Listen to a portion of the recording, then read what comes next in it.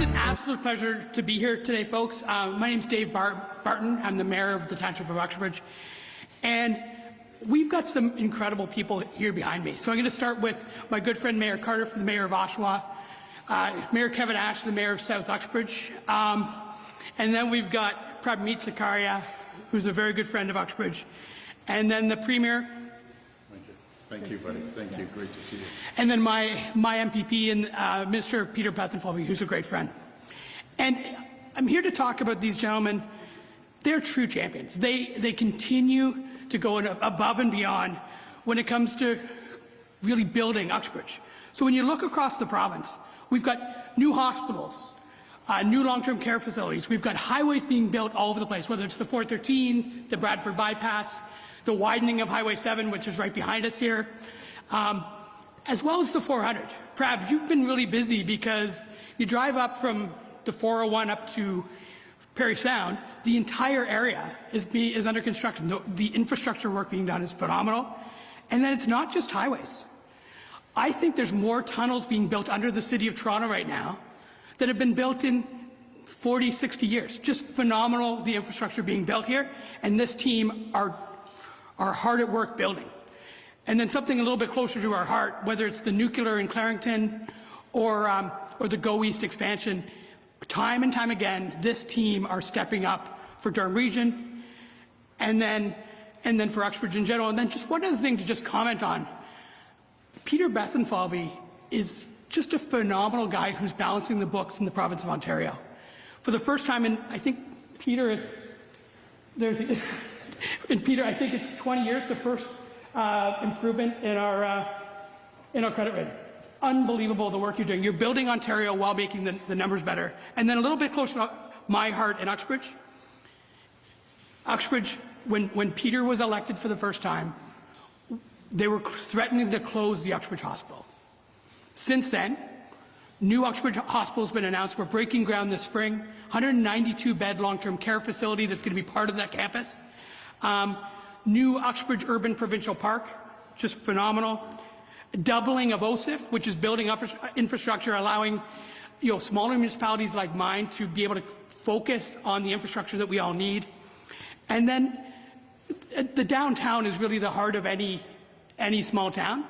And through the Rural Economic Development Fund, the RED program, we've gotten all of our ducks aligned so we can start building this spring in our downtown. So just phenomenal, the support that we've gotten from this province. So in closing, thanks to the Premier of Ontario, thanks to Peter Bethenfolby, thanks to Prab Zakaria. This team are just phenomenal. They stepped up time and time again for Ontario. Folks get elected so we can get this job done. Thank you. Thanks, man. Thank you.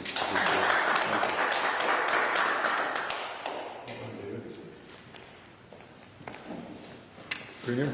Mayor, good to see you. Ministers, good afternoon. Good afternoon, everybody. I hope you're having a great day. Our regional chair, of course, and representing the great city of Oshawa, Mr. Tito Dante Mayor Pietri. My name is Dan Carter. I'm fortunate enough to be the mayor for the great city of Oshawa, and I am proud to stand here today. You know, we are facing some of the most complex, difficult, changing, and challenging times across Ontario. To be able to stand with the Premier in regards to facing these challenges, I'm proud not only to endorse but to continue to support his efforts when it comes to these complex issues. In my community and communities across not only Ontario but across Canada, all of us are aware of the challenges when it comes to health care.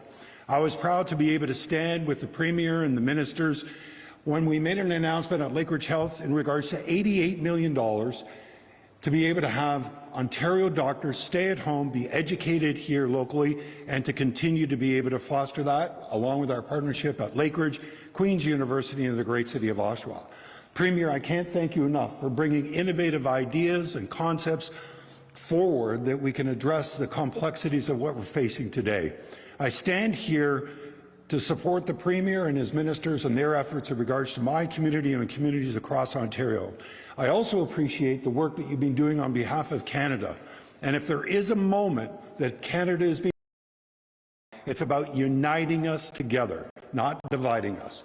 So I ask everyone that is with us today to get that message out, Canada must be united through these difficult, challenging times, but the one great thing that we have is the spirit of Ontarians and Canadians to be able to show that we can face any hurdle, any challenge, and any obstacle that's in our way. So it brings me great pleasure to be with you today. Premier and Ministers, thank you so much for your support, and I look forward to once again be with you later this afternoon. My good friend, Mr. Kevin Ash, the Mayor for the great city of Pickering, I'm going to ask you to come forward, sir. Great. Premier, thank you so much.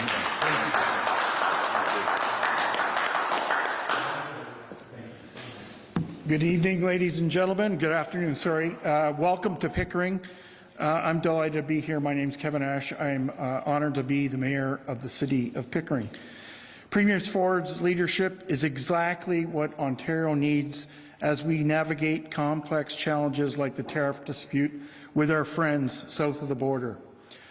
Doug Ford has shown time and time again he truly understands the struggles real Ontarians face every day, including when it comes to making life more affordable. His proactive solutions, such as eliminating tolls on 412 and 418, removing license plate sticker fees, offering a $200 taxpayer rebate, and standing against the carbon tax, demonstrates his commitment to making life more affordable for people right across our great province. He's proven that he's not afraid to take bold, decisive action, always putting the best interests of Ontarians first. Ontario, more than ever, needs a leader who is tough, principled, and willing to stand up for what's right. Premier Doug Ford is that leader. I fully support Doug Ford and give him my complete endorsement. And I invite the Premier to come up and offer comments to you today. Welcome to Pickering, Premier. Thank you so much. Thank you. Well, boy, what an honor, very humbling, and I just want to thank the mayors. They're three of the greatest mayors in the entire province. We have a lot of great mayors here, and we can't get anything done if you don't work collaboratively and cooperatively with mayors, and especially the three mayors here. They've really helped boost the economy right here in Durham region, no matter if it's the infrastructure on roads, and I know they were mentioning about widening Highway 7 and 413 and the Bradford bypass and building more opportunities in healthcare and building new hospitals, and the list keeps going on. But again, mayors, I want to thank you because I couldn't do this job without your support. And I'm delighted to be joined today by two of my champions, oh boy, I can't say minister, Peter Bethenfalvy, your local PC candidate for Pickering Uxbridge, and he's really overseen the finances of this province, done an absolutely incredible job, along with Pradmeet Sarkaria, your PC candidate from Brampton South, again overseeing transportation. I'm just thrilled to be joined by Kevin Ash, the great mayor of Pickering that you just heard from, and Dave Barton, the great mayor of Uxbridge, and Dan Carter, the mayor of Oshawa, and they all are just absolutely incredible. These mayors from across the region, they're absolute champions, every single one of them, and I'm just so thrilled to have their support today and for the next 4 years. As we work together to protect Ontario, my friends, this week we received some welcome news, a 30-day pause on U.S. tariffs. We should all breathe a sigh of relief, but none of us can breathe easy. The simple truth is, as long as Donald Trump is president, the risk of tariffs will never go away. This is a game to him.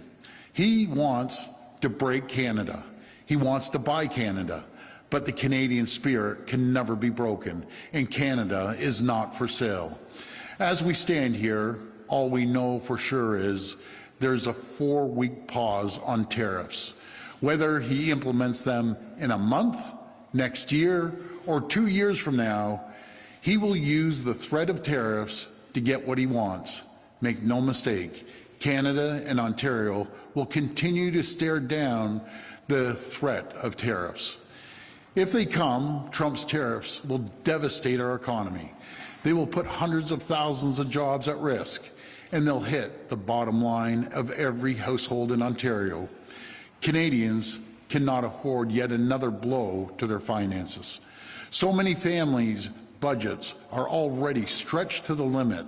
Inflation, interest rates, and the Liberal carbon tax have already taken so much.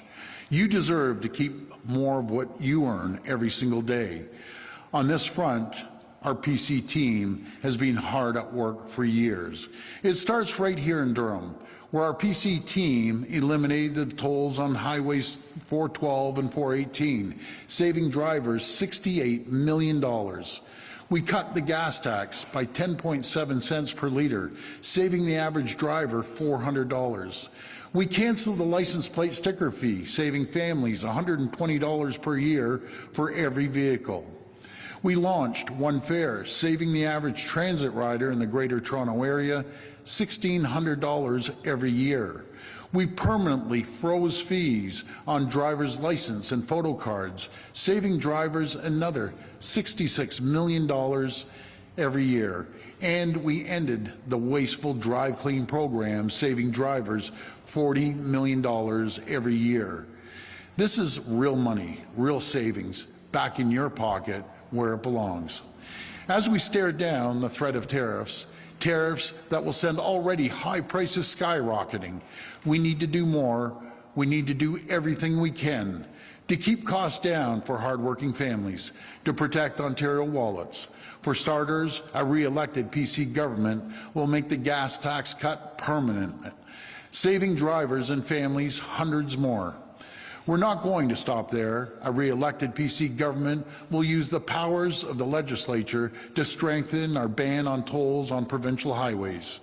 We will ban all congestion pricing on municipal and provincial roadways in Ontario.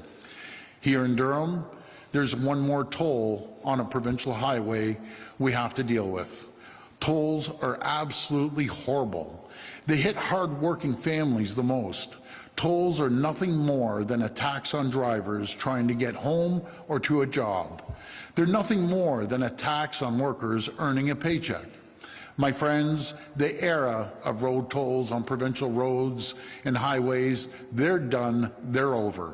A re-elected PC government will permanently remove tolls from the 407 East between Brock Road in Pickering and Highway 115 in Clarington, the portions of the highway owned by the province. Doing this, it will save a daily commuter $7,200 a year. Just imagine that. Anyone using that area along 407, $7,200 a year are going back into your pocket. Those are enormous savings for families, for workers, and they couldn't come at a better time. Other politicians, they want to nickel and dime you to death. They'll find any reason to raise a tax, to charge a fee. Not me, not our PC team. We will never, ever raise a single tax, and we never have, and we never will. Something good happens when you give people their money back. They have a little bit more money to spend on groceries or bills. They might even be able to keep a little bit of money socked away for a rainy day. The weeks, months, and years ahead, they could be very, very tough. Mark my words, President Trump is on a mission. He wants to take Ontario's auto and manufacturing jobs. He wants to redirect global investments. He doesn't think he needs anything from Canada or whatever Canada makes. He even says that he'll use economic force to get his way. The next 4 years, President Trump will use any chance he has to undermine Ontario's economy. He'll use any chance he can to undermine Canadian workers. We're in a battle for the next 4 years. To win, we need to stay united, just like Mayor Carter said. We need to work every angle, use every relationship we have, governors, senators, congressmen, and women, to make sure President Trump and our American allies understand this simple fact. We are so much stronger together. I'll build our economy and protect workers. I'll keep us competitive. I'll clean up our streets and deliver better care. with a strong, stable 4-year mandate that outlives and outlasts the Trump administration. I'll do whatever it takes to protect Ontario, to protect the people of Ontario. Thank you so much, and may God bless the people of Ontario. Thank you. We will now open the floor for questions from the media. Please come to the mic and state your name and outlet. Just a reminder, it's one question and one follow-up. First question. Good afternoon. Rob Ferguson, Toronto Star. Hi. Just keeping on the Trump theme, you were furious during the pandemic when he was president and he cut off PPE for Canada, forcing us to make it here. And yet you still said on Monday to the firefighters that you supported him. What were you thinking? Well, there's Trump 1.0 and then there was Trump 2.0. And I always believe in working together. I don't care what political stripe you come from. It doesn't matter if it was President Biden, President Obama, or President Trump. You have to work collaboratively with everyone across all political stripes, and that's exactly what we do. Doesn't that make you look like a bit of a hypocrite, though? I mean, other than the tariff warning during the campaign and what he did with PPE, there was January 6th, there was the felony convictions, there was all the other things, the impeachments. What do you say to voters who think that maybe you've lost your moral compass? Well, you know something, I don't think there's too many people that have stood up for Ontarians and Canadians like I have. I think I've been very clear where I stand. I stand with the people of Ontario, the people of Canada. We're going to continue leading the way. We're going to continue leading the way when we go down to Washington and talk to the Congress people and the senators and governors, leading the way on my multiple calls every single day, making sure that we promote Ontario jobs, Canadian jobs. That's what I'm going to do. Rami Botros, Oxygen Media. Through the 30 days pause for that American tariff, we want to know the updates of the Starlink contract, 100 million value, and in addition to the automotive factories in Ontario, are there any negotiations about it, or it's about to leave Ontario? Thank you. No, right now, the U.S. government, President Trump, is focusing strictly on the border, and we're securing the border. The federal government is committed to $1.3 billion to protect the border, 10,000 enforcement officers along the border. We've made sure that we put our 200 OPP officers to protect the border, and Operation Deterrence has proved the right thing to do. We've seized over 600,000 pounds of cocaine coming in from the U.S. border. We're going to be vigilant. We're going to work collaboratively with the U.S. authorities and Canadian authorities and our provincial authorities. In case that President Trump decides to take the automotive factories out of Ontario, do you have any plan B for facing this? Well, we've already said if they drop the IRA investment, the U.S. federal government, we're going to backstop the automotive companies. We're going to make sure we protect our workers there and make sure they have the support needed. We have the greatest people in the entire world to be building automobiles, and we're going to continue investing in that. We're going to continue investing in the Skill Development Fund to make sure we retrain and help people. Good afternoon, Mark McAllister from City News. Hi, Mark. A few moments ago you said the era of tolls, they're done, they're over. That's right. At what point do you remove the tolls from the rest of the 407, or perhaps buy the 407 back? Well, first of all, thank you for that. That was a big mistake many years ago from a previous government. We have a capacity issue here. That's the problem. For 10 years, we know all 400 series highways are going to be maxed out, and some sooner than others. That's why we're building the 413, we're building the Bradford bypass, we're going to build this tunnel, we're waiting for the feasibility study. We need more capacity. That's what we need. That doesn't add any more capacity. I'm not sure you answered the question directly, but in addition to that, you're losing revenue by doing this as well. Perhaps $70 million, I believe, was the the amount that we were looking at, $72 million annually by removing the tolls on this section. How do you make up for that lost amount? Well, we don't lose revenue on $70 million. We're putting $7,200 back into the taxpayers' money pockets. It's their money again. It's not the government's money. It's their money. We're putting $7,200 back into people's pockets that they're going to be able to go out and either sock it away or do things that they might otherwise not be able to do. And it also stirs the economy, getting people from point A to point B a lot quicker without the burden of a toll. And that goes for trucking too. When trucks go along that area, they don't have to worry about paying that toll. Hi, Alison Jones with the Canadian Press. You've announced a lot of spending in the past week or so. In addition to today, you you mentioned $22 billion of infrastructure spending, Yes. even aside from your tariff economic action plan, and your government announced, $7-something billion worth of announcements right before you called the campaign. I'm wondering where that money is coming from, and if you're still committed to the 26-27 path to balance, if there are no tariffs. Well, before I pass it over to Peter Bethenfalvy, the man that takes care of the money, what we've done, we've seen more revenues come up over a number of years. We've seen $70 billion of more investment, and those companies are paying taxes. There's 850,000 more people that have jobs that are paying taxes compared to 7 years ago when the previous governments chased 300,000 jobs out of the province. We're going to create the climate and the conditions to attract businesses from all over the world to invest. I'll pass this over to Peter. Well, thank you, Premier, and thank you for the question.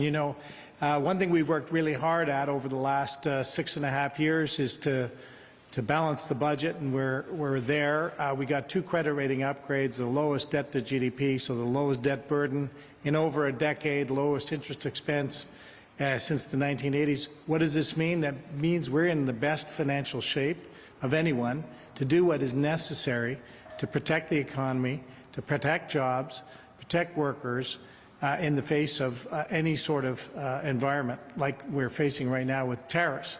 We need a mandate for 4 years to take Trump on toe-to-toe. And we need a mandate to do what it takes fiscally so that we can protect the economy and protect those jobs. And let me tell you, we've been doing since day one, setting the conditions for economic growth. As the Premier just mentioned, there's been tremendous job growth. Just in the last 12 months, 200,000 more people in this province have a good paying job. That's what this government was about, and this is why we're asking people for the mandate to keep going. Thank you, Peter. Thank you. So it sounds like the next budget may be balanced if there's no tariffs. I'm hoping you could put your Premier hat back on for a second. I understand you got off of a First Minister's meeting just before this event. I'm hoping you can update us on what was discussed there. Are there any updates to plans going forward? Yeah, thanks for that question. We had great conversations with all 13 premiers. We had the ambassador on as well, and we had a couple federal ministers along with the Prime Minister. Great ideas about internal trade, that we're going to knock down those barriers and we're going to expedite that. Good conversations about expediting permitting right across the country, making sure we get shovels in the ground quicker to extract our critical minerals to sell to the entire world. But one of the most important things is securing our border. And I've asked the federal government, who is the czar when it comes to drugs overall, especially fentanyl. We have to break down the silos if it becomes to the RCMP or any other police services, CBSA. We all need to work together to stop the flow of drugs coming back and forth across the border. That is one of the #1 concerns that President Trump has mentioned, and we just appreciate the action the federal government and all the provinces, by the way, are pitching in. And we're going to tighten this border up. Hi, Lane Harrison, CBC News. I want to follow up on the rest of the Highway 407 and tolls. I mean, the NDP have promised that they would work with 407 ETR in their first 100 days if they were to win government to take the tolls off the rest of the highway. Obviously, we're at a 407 ETR building today, so you must have a good relationship with them. Will you be discussing taking tolls off the rest of the highway with them? Well, again, it's a capacity issue. Taking tolls off there, as the NDP mentioned, where's the capacity? They were against building the 413. They were against building Bradford Bypass. They were against expanding 401 East, 401 West, 400. They're against building anything. That's their philosophy. We have a different philosophy. We're going to continue building the 413 Bradford Bypass, building a tunnel to get people home a lot quicker. What they don't understand, traffic congestion is costing $55 billion a year, just here in Toronto and the GTA, not mentioning anywhere else. We think that $55 billion can be utilized in a better fashion than right now sitting in traffic and congestion. So that's our plan, to continue building highways right across this province and widening existing highways. Okay, and on another topic, and the NDP proposed this morning to end encampments by adding 60,000 new supportive housing units and uploading shelter costs to the province. I'm just curious, what are your thoughts in response to this plan? Well, we're always looking, and we're investing on shelters. We invested over $700 million just in Toronto alone, another $600 million in other cities. We're continuously funding shelters, and we're going to make sure we get people an opportunity to find a roof over their head and find the most important thing. What pays for all this is the economy. The economy is what pays for this. And the opposition, they just believe in high taxes, red tape, regulations, and we saw what happened last time. They chased hundreds of thousands of jobs out of the province. So no matter if it's a healthcare or if it's transportation or infrastructure or education, there's one single source of revenue, and that's the economy. We need to focus on the economy. This will be the last reporter. What? Why? There's so many other people here. Hi there, Barbara with QP Briefing. I'm wondering, the last negotiations on the tariffs, on the U.S. tariffs, bought Canada 30 days, so we have 30 days more, but we didn't really stop them. So is there anything else you can do on that front, like you're being part of the negotiations, anything else we can offer to actually stop the tariffs? Well, I think the most important thing is communicate with our U.S. counterparts, the senators, congressmen and women, governors that can put the pressure, and business people to put the pressure on the White House to reconsider any threat of tariffs. Because it's not only going to hurt our economy, it's going to hurt the American economy extremely tough as well. So we want to continue building the relationship, and that's why a group of premiers, all the premiers actually, are going to head down to Washington on the 11th and 12th. I just got my schedule the first day. I have 15 meetings. So that's going to be busy, and just as many the next day. So we're going to be collaborating and working hard and telling them the reason why it benefits the U.S. to work collaboratively with us and build the AMCAN fortress that I've been talking about making the two strongest countries in the world the most prosperous and the safest two countries in the world. That's the message that we're sending down to our U.S. counterparts. And again, I've yet to hear one elected official, no matter Republican or Democrat, thinks this is a good idea to attack your closest neighbor and your cherished ally. There's just no reason to be wasting time on this, in my opinion. Let's build a stronger two countries. On another topic, about the interprovincial trade barriers, you said yesterday that you had a call with Tim Houston, the Premier of Nova Scotia. Just wondering how that call went, and just to clarify, is that something you could do while campaigning as well? Could you move forward with eliminating interprovincial tariffs barriers? Yeah, great question. But Tim Houston is just one. It was Premier R.J. Simpson that headed up all the premiers along with the federal government, looking at all the barriers that are in the way. The federal government is committed to us that they'll knock off as many barriers as possible. We'll do the same, and every other province will do the same. We need to have free trade right across this country. It'll add another 50, upwards to $100 billion to our GDP. We've got to make sure it's easier to trade with in the country than outside the country. And right now, it's easier to deal with people around the world and down in the U.S. than it is with other provinces and territories. But thank you. Thank you. This concludes today's press conference. Well, thank you so much, everyone. I appreciate it.